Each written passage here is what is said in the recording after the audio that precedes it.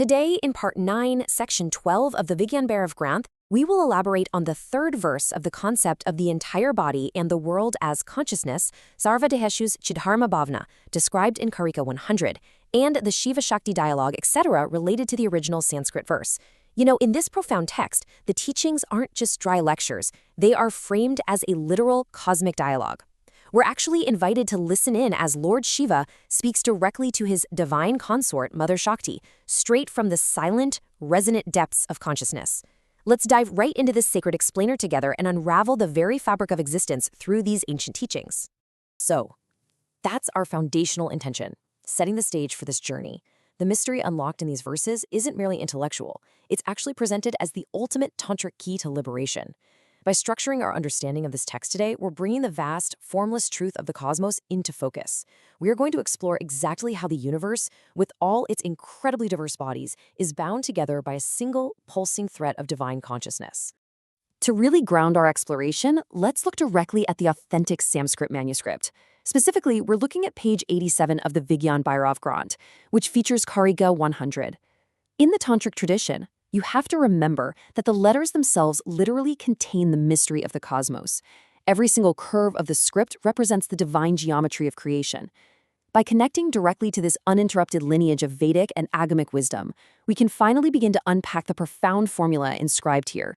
The instructs Shakti to listen incredibly carefully to the pronunciation and the mystery of these eternal letters, which act as a really powerful mantra. It goes, Chidharma sarvadeshu vishesho nasti kutrachit, atashcha tanmayam sarvam pavayan bhavajajana. The mystery of these letters is just profound. The syllable chi represents the pure light of knowing, while da represents the grounding force of action and nature. And when it's chanted with the correct procedure, resonating all the way from the base of the spine up to the crown, the vibrations literally dissolve the illusion of separation. It's not just poetry. It is a phonetic technology designed to awaken the dormant cosmic energy right inside you. Okay, so the crucial point is laid bare right here in the simple English translation. It basically says, all bodies have consciousness as their true self. There is no specific difference anywhere. Therefore, contemplating everything as consisting of that, a person conquers the cycle of samsara. This is the absolute core of non-duality. From a philosophical standpoint, it completely shatters the ego's illusion that I am somehow different from the other. And the religious significance is equally huge. True devotion is recognizing the divine in every single form you encounter, which basically renders the entire world a sacred temple. To fully grasp this, we really need to define the term Chidharma. As the commentary on page 87 explains, Chit is knowledge, and Kriya is action. So the one whose inherent quality is this knowing and acting, that is Chidharma, the conscious being. Think of it as the sacred thread of the divine light.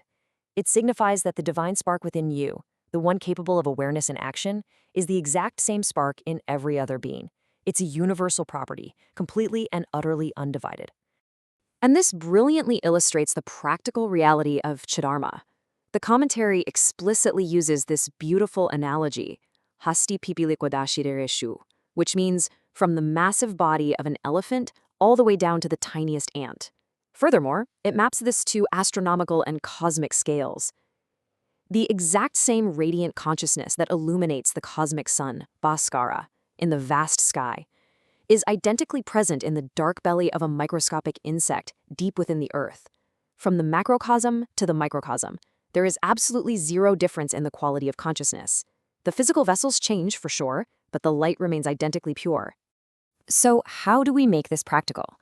Well, the text lays out a very comprehensive step-by-step process for meditating on this karika. First, the practitioner must sit in a steady posture, like Padmasana, keeping the spine completely straight to align those cosmic channels.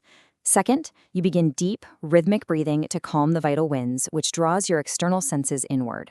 Third, gently close your eyes and direct your inner vision to the Brumaja, that space right between the eyebrows. Now, mentally recite the mantra of Karika 100. As you breathe, visualize that sacred thread of divine light, the Chidharma, flowing from your own heart into the bodies of all beings. Contemplate that absolutely everything is an expression of Shiva. Through this continuous, unbroken meditation, the yogi achieves the ultimate victory, which is conquering samsara, the endless cycle of birth and death. But let's pose a practical question for anyone really focused on this lesson.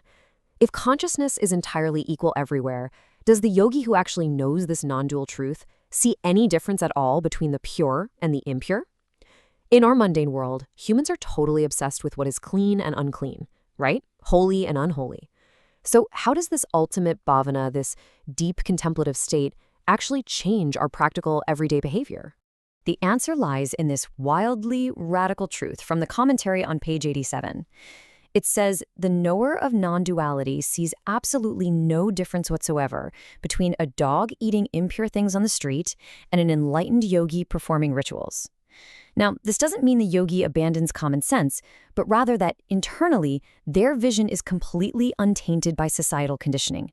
They just don't feel attachment to the pure or repulsion toward the impure. And that's the tantric significance here.